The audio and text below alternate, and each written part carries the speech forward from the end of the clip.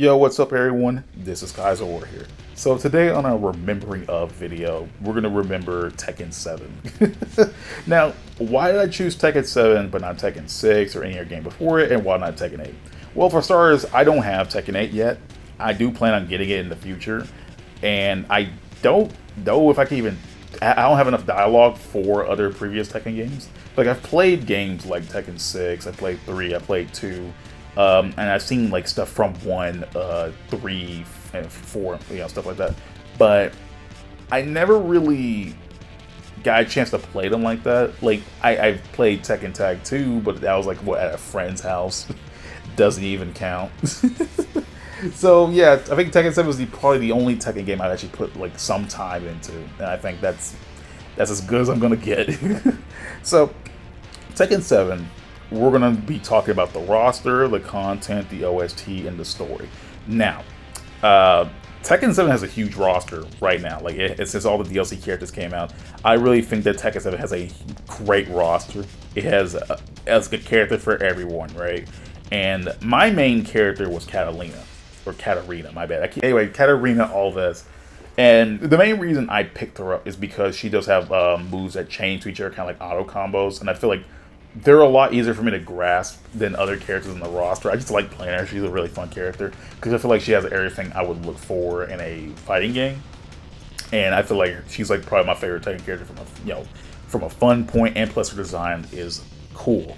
It sucks we're probably never going to see her again, post Tekken 7. I feel like she's going to be one of those characters that we're never ever going to, like, get back in another game. But, you know what? I'm okay with that, I just have to pick someone else new. I think that's the glorious thing about new fighting games is that, like, even if you have a main in a previous game that doesn't come back for the most current game, it doesn't get you at least give you incentive to try someone else and maybe you'll like them, stuff like that, right?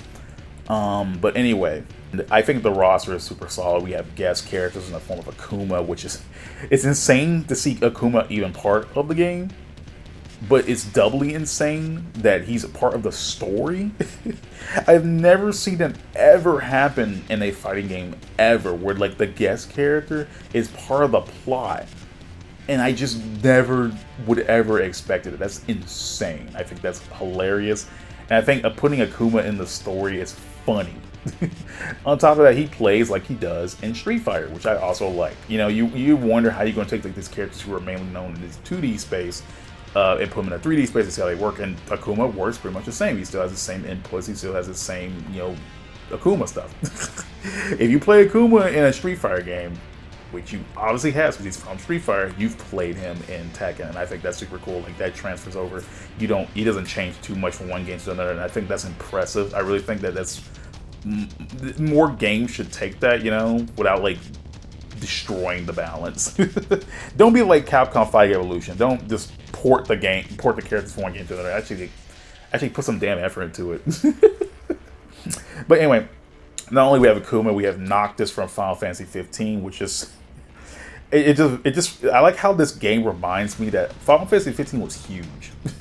It was a big thing back when it came out, and now no one even wants to talk about it no more, and I think that's hilarious. We got Geese Howard from Fatal Fury, which I hate Geese Howard with all my being, but I can't not give him respect for being in the game. I think that's really cool. I mean, it's Geese Howard. You gotta have him there. You got Negan from The Walking Dead, which I have never seen The Walking Dead, but the sheer idea of seeing like an actual person from an actual like show be in Tekken and play as he does, I think that's really, really funny. I love when these games do this style of stuff, when they just like take an out of the bag left side pick and just throw him into the game. I think that's really, really funny. I can't remember if there was a reason as to they explained why Negan is in the game, but it's stupid, but I respect it, right? And so far, we have like a huge roster of characters in Tekken 7, right? It's a huge roster, so I respect it. Like, it's so diverse. You have something for everyone, right? And I think that's really cool. So now next we have the content, and Tekken kind of falters on the content a little bit. You really only have about three modes that really matter, right? Offline content, right? You have the story mode, which I will talk about in a bit. You have the treasure battle, which you can go into and basically fight waves and waves of battles in order to get items for cosmetics for, like, your character or like your profile stuff. I think my issue with this, there's nothing wrong with the treasure battle personally. There's nothing wrong with it at all. But the thing that gets me is that, like, first of all, the fact that you only get, like, you have to do 2 rounds and only get 1 piece of treasure is annoying. You can't change that either way. I really wish there was a way, like, you fight just 1 character and get the treasure and move on, because the fact that you have to do an actual 2-round fight just to get 1 item sucks. I don't like that at all, which makes the treasure battle a drag. And on top of that, that's the only way there's, like, the treasure battle is, you're basically forced into it to unlock specific cosmetics for your character. I don't like that. And on top of that, the in-game currency you do get, which is great, you can do that to unlock certain things in the customization mode. The problem is you can't unlock everything. So if you want to skip the treasure battle, but you have in-game currency, you can't even use that to unlock specific stuff for the characters in Tekken 7, which it kind of bums me out, because why do you have it? Why do you have the in-game currency if you can't do anything with it? There's also Tekken Bowl, but I don't really play Tekken Bowl all that much. It's fun. It's happy to be here. So, I mean, I would rather have the game with it than without it. So, yeah, that's better than nothing, right? So yeah, the content's pretty sparse on Tekken. I don't really like what I really feel like they could have done more. Another sin that Tekken has done is, okay, I usually like to fight the CPU in these games just to have fun. I don't want to go online all the time. I kind of just want to, fight the CPU and have fun, right? Tekken 7 does this thing where, like, you can't fight the CPU on your own. You can't, like, go into random, like, verses and just fight the CPU. I don't know why games do that. I don't know why they limit you on that, because Tekken won't let me. So, like, my time with Tekken 7 is way less than it would have been if I was able to play normally. And that doubly goes worse for the OST. And the OST has something to do with this, but, I'll explain that in a minute. So, the OST of Tekken, it goes hard. Let's just say that. Tekken 7's OST is amazing. I wasn't, funny enough, before Tekken 7, I was never really feeling the OST for Tekken at all.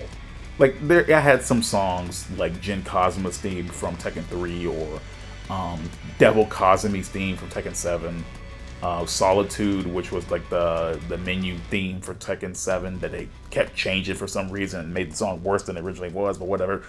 But a couple of, outside of those few songs, I really wasn't vibing with it. So one day I decided to, let me go through every Tekken soundtrack, every single one, including the tag tournament games, including Tekken Revolution, just to absorb all of Tekken's OST into my brain. And it gave me a bigger appreciation for the OST, because Tekken has an amazing soundtrack throughout all of its games.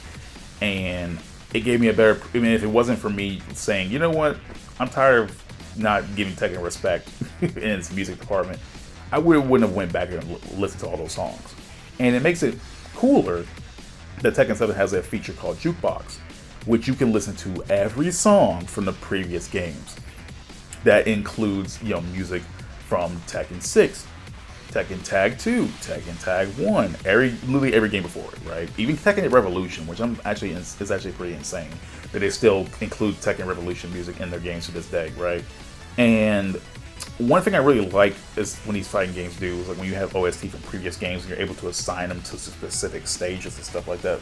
Like, for example, there's a song in Tekken Tag 2 called Your Sunset, which is the customization theme, and really good song, really amazing song, right? And I'm able to get that song in Tekken 7 and just put it in any mode I want. Hell, I can have it in a stage if I wanted to. And I think that'd be funny to listen to that song in a stage. And I can do that. I have the option to do that. Now, I've mentioned before that you can't, in Tekken 7, you can't fight against the CPU. And I told you I was going to tie that back to the music. And the main reason I said that is because since I can't fight the CPU in the game, I hear the music less and less. And that bums me out even further when I go through the whole process of literally putting each song in the game, putting each song from a previous Tekken game I like into a specific order, into a specific stage, so I can go there and play it so I can hear that song in game, the fight against that song in game. But no, the only way I can do that feasibly is to do it in Treasure Battle or Arcade Mode. But I haven't really confirmed the Arcade Mode one yet.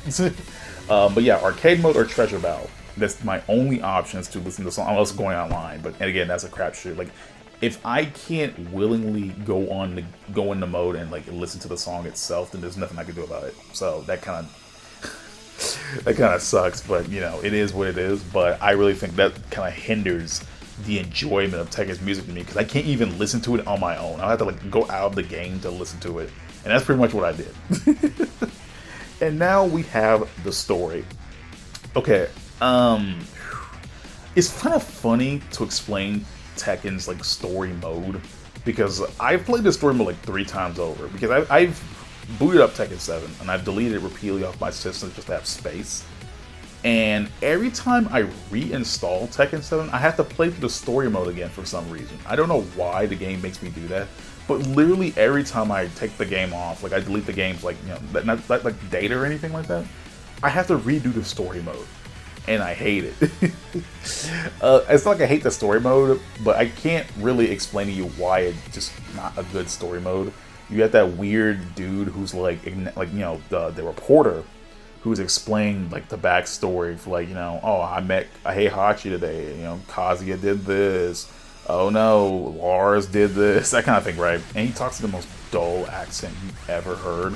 And to be fair, the whole story mode is just a vehicle to get Kazuya and Heihachi to fight at the end of the game. And I think that's what doubly sucks, because there's some cool moments in there. There's like literally Akuma being a part of the story mode, confronting Heihachi. That's like a match for the ages. Heihachi's wife Kazumi being important to the plot, right? Because Kazumi was hinted at all the way back in Tekken 1. There's a stage, I can't remember where the stage was. I know it's like, I think a dojo, one of Heihachi's dojos. And like, there's like this carving on the floor that says Heihachi and Kazumi in Japanese, and it's referenced in Tekken 7. That's a big, deep cut.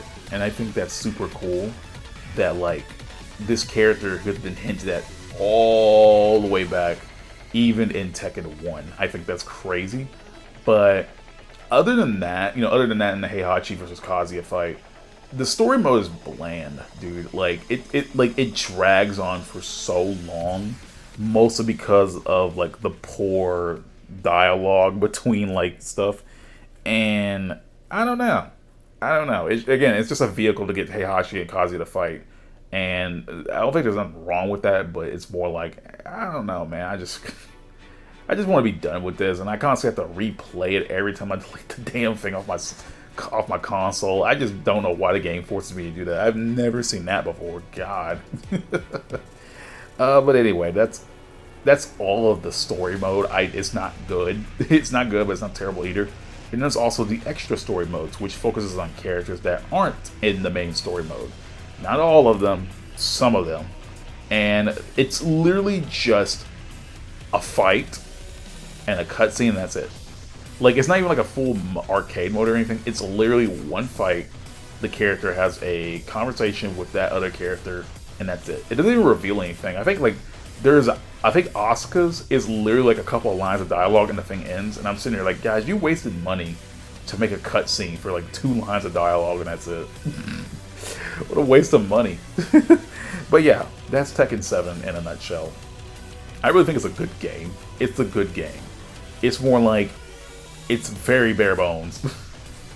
It's a very bare bones game that I really feel like they could have done more with. And I feel like, you know, Tekken 8 is an improvement. You know, I haven't played it. I've seen the stuff from Tekken 7. I've seen people play it.